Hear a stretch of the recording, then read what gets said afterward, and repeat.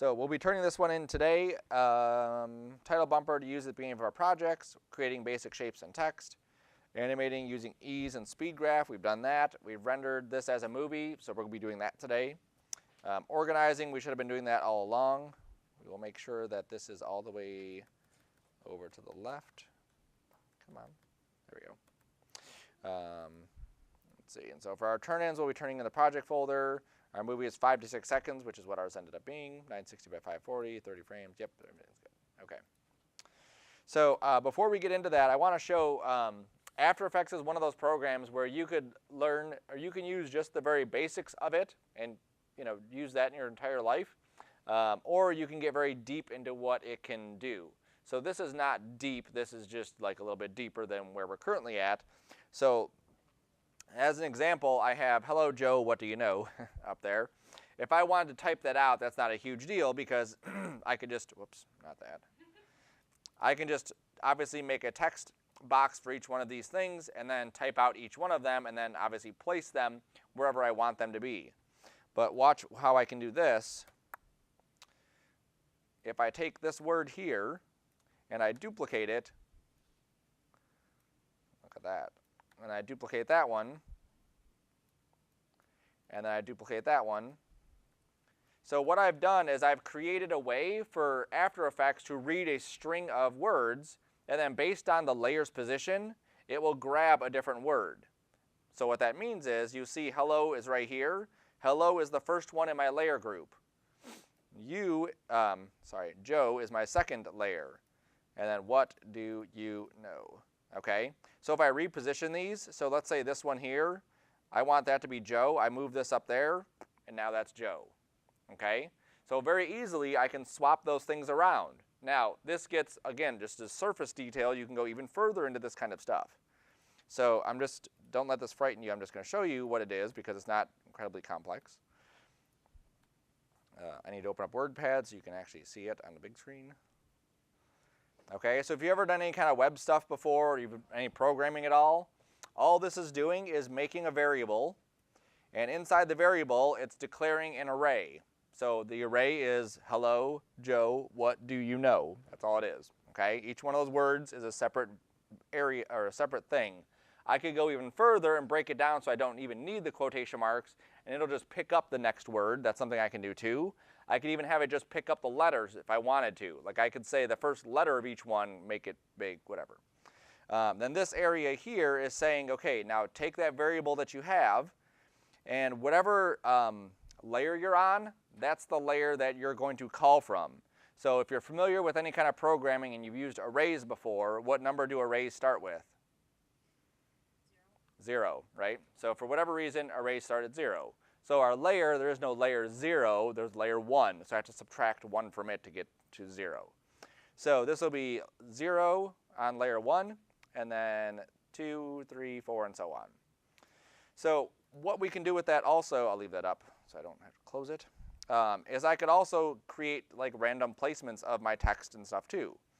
So, so far we've just been clicking the stopwatch, and for now that's all we're going to be doing, but I just want to give a little trailer to this, is we can alt-click it, and that allows us to type an expression. And expressions allow us to do more than simply just go in here and set a keyframe and set a keyframe. We can actually connect things together and control like a bunch of stuff. So for this one, I'm going to type something. I think I can make that. I can't make that bigger. I'll copy and paste it afterwards. Okay. So right now it's just using this transformed out of position. So I'm going to take this and I'm going to add a wiggle to it. Now I'm going to say 3 times a second I want you to change your position 200 pixels.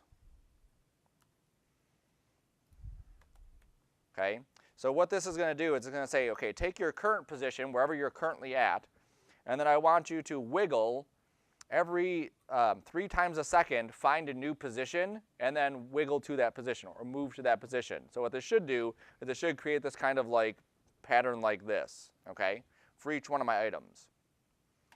So now I let go. If I hit play, you'll see how he wiggles around. Now I can take this down to, let's say, that's 200 was way too much. Let's say 100. There we go. That's much better. Maybe even 50 would be even better. All right, that's awesome. Okay. So now I'm going to duplicate that, and then I have my next word. And so now this one, because it's a different wiggle, it's like a different part of the random spectrum, it moves in a different fashion. That way they're not doing the same exact animation. So for this, I've set 0 keyframes. It's doing it all for me. Yes. I will duplicate that one again. Scoot that one over there and do that again. And it's amazing, right? Awesome. Okay, now let's see what else we can do. So that was position. Let's say that I want them all to have a different scale. Some attributes, for whatever reason, you can't access. I can't access fonts, like the font name or the font size or any of those properties, which is really stupid. I don't know why they have that. It would be awesome if you could, because then I could have basically a different font for each one of my things that I put out there, and that would be incredibly helpful, but they don't let you do that. Even the font size would be great. I can't do it, so I'm just going to go to scale. So I'm going to go to my scale here. I'm going to alt-click, and instead of using a wiggle, I'm going to use a random number. So I'm going to say a random number between, let's say, 50 and 150. And if I've typed this right, every program uses a different syntax, which is the words that you would type in and the way that's set up. So I believe this is how After Effects is. So let's click off, and it definitely isn't. Oops, sorry. It is, but because this is 2 values,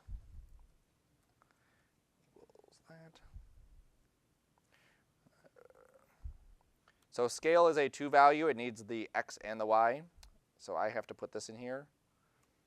Let's say value, oops. There we go. All right, so I've changed that one to that one. Makes a variable and then assigns it to the X position and the Y position. Come on, resulted in error. Oops. Can't be.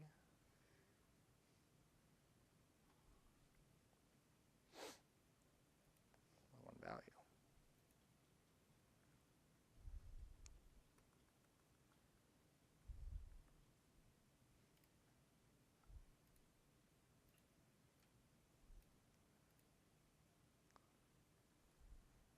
Hold on 1 second. Let's see, value.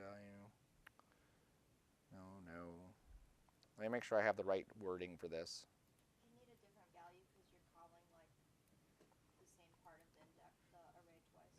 No, it should be that because we want it to be the same one. I just have to make sure I use the right word as random. That's right. Sometimes I think it's just stupid how it does that. Maybe it's just this. Nope. And then I'll get rid of. Oh, you just called the wrong part. So 0 in this case needs to be 1. I lied.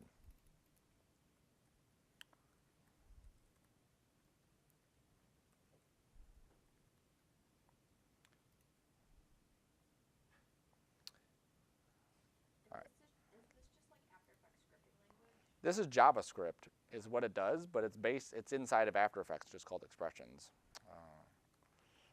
Random expression. Just like everything in the world, you have one thing typed wrong. Random between 2 values, that's what I have. X equals random, Y equals random, X, Y. Yep, that should totally be working. Random. Exactly. Now, at one point, they changed how they do their stuff, but I just did this like yesterday, so there shouldn't be an issue. Let's try this again. Let's delete everything. Perfect. Let's alt-click it. Random 0, 100. Try that. Oh, it might be because I used val, and val might be declared for something else. That's a possibility also. Yep, that's what it is. Value was declared already, so that's why I couldn't use it. All right, so this is going to give me a random number between 1 and 150. All right, let's go here so you can see it. So I just change the value word to val, because value is already something After Effects has said, I'm using this, so you can't use it. So it freaked out. Cool. So now we have that. Now, this is not what I want. I don't want it to do that, like pick a new one every single frame. I want it basically just to like sit and have one item there. So if you've ever used random numbers, they're not actually random numbers. There's actually like a big list of random numbers, and this is just like the first one that it got, and then the second frame it goes to the second one, and the third frame it goes to the third one, okay? So I'm going to type in this thing called seed random, oops, and I think I just put false.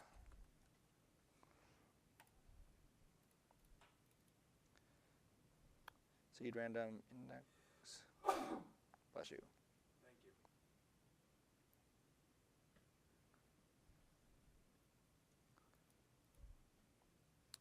Property or name, false. Oh, right. I didn't put t equals false or time equals false.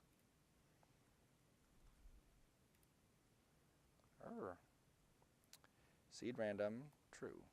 Oh, dang it. Case also matters too. So when I type in the capital F, then it doesn't work. All right, there we go.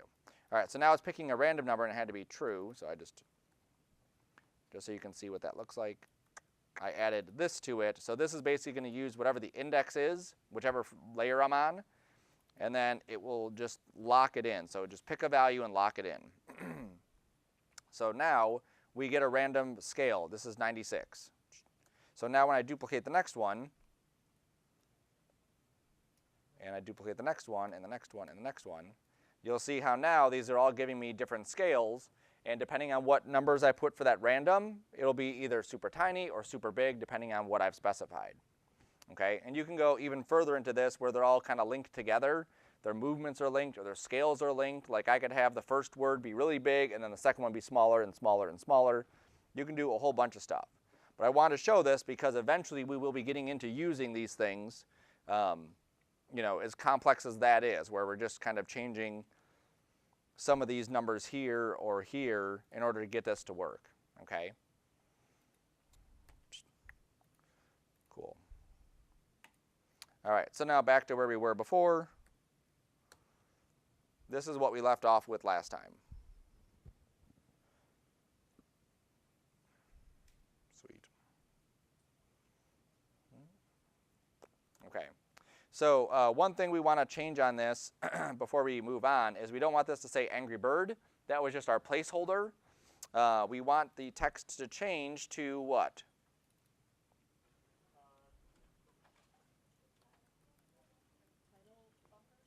Yeah, title bumper, title opener, whatever you want to call it. Bumper I like better. Let's put bumper. Bumper. You have to click. It's kind of silly. You have to click on the layer itself, and then double click the text up there, and then everything is happy.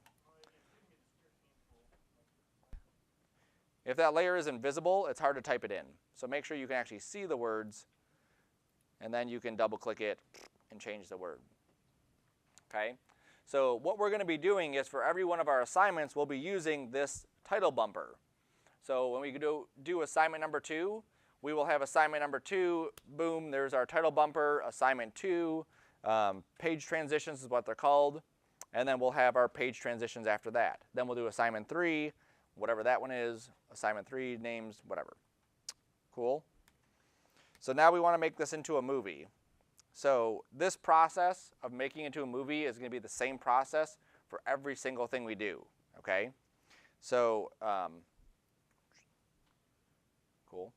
So I'm going to go under File, and I'm going to say Export, and I'm going to add this to the render queue. Yes, make sure you change its name from Angry Birds to Title Bumper or Title Opener, or whatever you want to call that. So we're going to go to File, Export, Add to Render Queue. And regardless of when you're in After Effects, typically you go, whatever you're doing in After Effects, you bring your stuff into After Effects, you do whatever, you're outputting it to a movie. This is how we output it to a movie, okay? This opens up the render queue. So it says here, best settings, lossless, and then title sequence AVI is what mine says. So yes ma'am. Okay, you're good. File, export, and then add to render queue. Good? Okay. Best settings you typically don't need to worry about. After Effects automatically defaults to the best settings, so we're good. We don't need to touch anything there. Lossless, we need to click on. So it's hard to, I guess, do this at first because people are so used to clicking on buttons, but that word lossless is a button. So you click on the word lossless, and that opens up a box. Okay? So click right on the word lossless there. It'll open up a box. This is what kind of file you're going to be getting out of After Effects. So right now we're getting an AVI. You're good. So right now we're getting an AVI. AVIs for what we're going to be doing pretty much suck. Okay. If we're going to be sending something to YouTube or we're putting it on a thumb drive, we want to be able to play it pretty much anywhere. We want quick times. Okay. Depending on your project that you're doing, like if you get a job at a place, they will have their own qualifications as to here's what we're rendering our stuff out of. They may have a different software also. When we do this, After Effects is basically opening up a separate piece of software that's going to take all of those pixel data or vector data or whatever it is and convert it into an actual playable movie that we can take pretty much anywhere. Sometimes it doesn't do a bang-up job of this. Sometimes it's pretty horrible. Other softwares will do this better. If you watch you guys may not be able to appreciate this, but when I went to school and we wanted to watch a movie trailer, we didn't have YouTube, we would go to Apple's website, and QuickTime would have all the YouTube, or all the trailers for movies, and you would have to download each one, and depending on how long you wanted to wait, you would wait for like the HD 721, or the whatever, whatever size you want to watch. You would download it, then you'd be able to watch it. Those movies were like 100 megabytes, and they were like crystal clear movies, because they have compressors and software that could take something that is enormous and compress it down and still look beautiful. Okay, this one is just okay. It's good enough for what we're doing. All right, so we're going to make sure we're on Format QuickTime. And then where it says Format Options on the right, you're going to click that. Okay, so QuickTime is a format of file, okay? Just like TIFF or PSD or JPEG is a format of file. Inside that, we have different ways that we can compress this inside of QuickTime, all right? So the most popular one is H.264. Now, if you have a computer at home and you're trying to do this on, if it's a Mac, no problem. QuickTime is default loaded on a Mac, so all of these would show up. If you have a PC at home, you have to install QuickTime before you even get the QuickTime option to even click any further. Okay, so if you're rendering something at home, install QuickTime, and then you'll be able to do this stuff. So we want to save this as an H.264 file. Okay. Now, any one of these other ones will give you still a QuickTime movie, but it's all going to be in the quality of the movie that comes out that we need to obviously be concerned with. So I'm backing up all my hard drives now, and I'm going through all of these files. And the first thing I do is search for anything that's like over a gig. And there's like 5 student demo reels that I've deleted because they're all like 6 gigs, 11 gigs. Because their movie was the same length as everyone else's, but they chose this one, animation compression. This is basically no compression. So it basically writes out, imagine how big a PSD is. Imagine you have 30 PSDs a frame for a minute and a half. Okay, that's a lot of stuff going on. So that's what animation does. So if your file is anywhere near a gig, you've done something wrong and you need to back off and figure out what it is. Most likely you just didn't click this button here. Okay, most likely. Sometimes there's other stuff, but most likely you just didn't choose H.264. These settings down here are other things that you could play with if you needed to. We don't need to. We just want to make sure everything is cranked up as high as it can be. And then if your window is as short as mine, you may have to move this up to hit OK. All right, and so that's how we will choose it. Every time we will choose QuickTime. Every time we will choose H.264. Now here's where you're going to get screwed up, because from the format options, there is, in some of these, an H.264. Okay, it looks like they removed it in 2018, but just be aware, check yours and see if there is an H.264 from that format options. No? Okay, good. It would screw people up. So make sure you always choose QuickTime. Make sure you choose H.264. If you need to write down those two settings, you can. If you need to take a picture with your phone. If you need to read it off of the card that I passed out, those cheat sheet ones, it's on there too, okay? If you needed to resize something, you could resize it here. If you need to crop something, you could crop it here, okay? It all depends on, again, what your project is. Sometimes this one is in it, but sometimes your project may be huge, and you just want to see what does it look like, you know, in time-wise, what does the animation look like, but you want to see it at a smaller size, so you can resize it. Sometimes you may send it to a client, and they may want several different versions. I need one for web that's going to go here. I need one for internet that's going to go here. I need one for DVDs that's going to go here. And so you may have the same video rendered out 3 or 4 different times because of different formats and whatever else, okay? So you may use those tools. For this class, we typically don't need to use resize or crop. We don't have audio. If we did have audio, we would come down here and choose audio. Just like our video, audio also has compression settings. So if we did, you don't need to worry about this part. If we did, we would choose the kind of audio frame rate that we have, which is the kilohertz. We would choose the depth of the information. We would choose whether we have left and right speaker or just one. And then we would choose the kind of audio compression that we have. Now again, all of those options are on that cheat sheet card. So if you have your cheat sheet and you're rendering something with audio and you're not sure, you look at that and it says this is the one, and then that's the one you would punch in. Cool? Awesome. So we hit OK. All right, so that is the output module of what that file is going to look like on the outside. Now we have to tell it what we want to call it and where we want to save it. That will be the next one. So just like before, you'll click on the name right there where it says title sequence 1, whatever yours is called. Oh, and if you do get lost, this is just a tab. So you can go back to your layer here, and then you can jump back to the render queue, and it'll get you back to the render queue. Or you can go under Window and find Render Queue somewhere in here, and that will also pop open the render queue as well. Okay, so we're going to click on the name, and we'll find our folder. So on the P drive, 1900, TitleBumper. Which folder do you think we're going to put it in from there? Output. Movies would be input movies, okay? So if we're going to bring in a movie, you put it there. Anything we're going out, we're going output. And what are we going to call this? It's also on your cheat sheet, but your last name underscore whatever the project is. So in this case, Sarcona underscore TitleBumper is what I'm calling mine. Make sure your name is on it. That way I can find it. And that way you can find it too. Also, some people will get confused if they plug their drive in and then they copied files to their computer and then they open files off the drive, but then they're working off their computer. So just make sure if you do get confused by having a drive plugged in and working off the computer, put your drive in, copy your files, and unplug your drive. That way there's only one spot that your files exist. Okay? So I made sure this is going into my P drive, Sarcona, 1900, TitleBumper, output. I've called it that. I hit save. Okay, and then on the far right, we're almost done. We have one more click to do. On the far right, there's a button that says render. You click that button.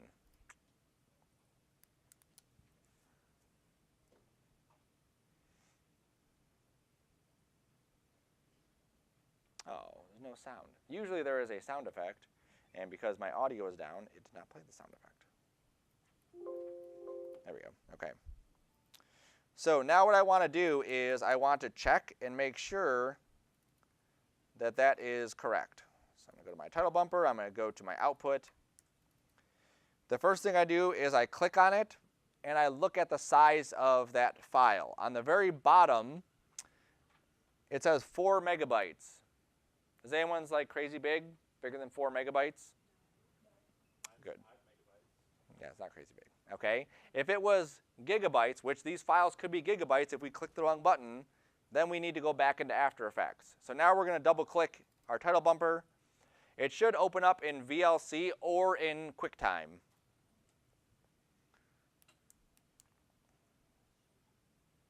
or in DJV. DJV is the other one it opens in. Okay? So here's what we're looking for.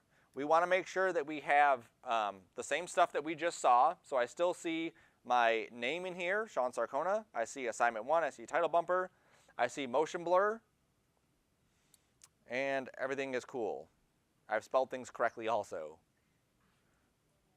Okay? If you don't see motion blur or you don't see your name correctly or you missed out on something, then you close it. You go back to After Effects. You make sure motion blur is turned on. You make sure motion blur is on over here. And then you go back and you re-export it. Now the good thing is that sometimes After Effects will save the settings. But by the time you've done this 2, 3, 4 times, you're pretty much a whiz at it.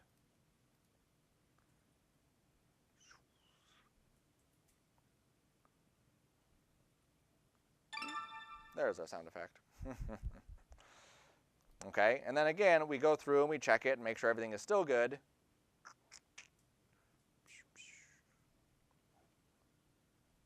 Awesome. Okay.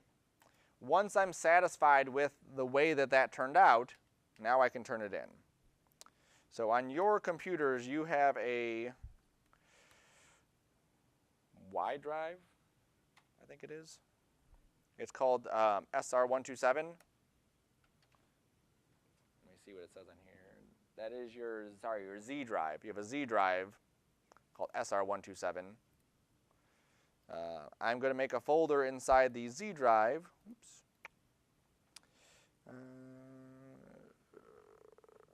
Title bumper. Oh my goodness. And what we're going to do is you're going to take your entire project folder. Obviously make sure you've saved it, like you hit Control S in After Effects. And you're just going to drag your title bumper right into that folder. Now that gives me your project file, it gives me any images that you would have, in this case none, and it also gives me your movie, which should be in that folder. Z drive, 1900 title bumper turn-in. Now once you put something on there, you can't delete it, okay? So if something needs to be deleted, you have to tell me, and then I can go ahead and delete it.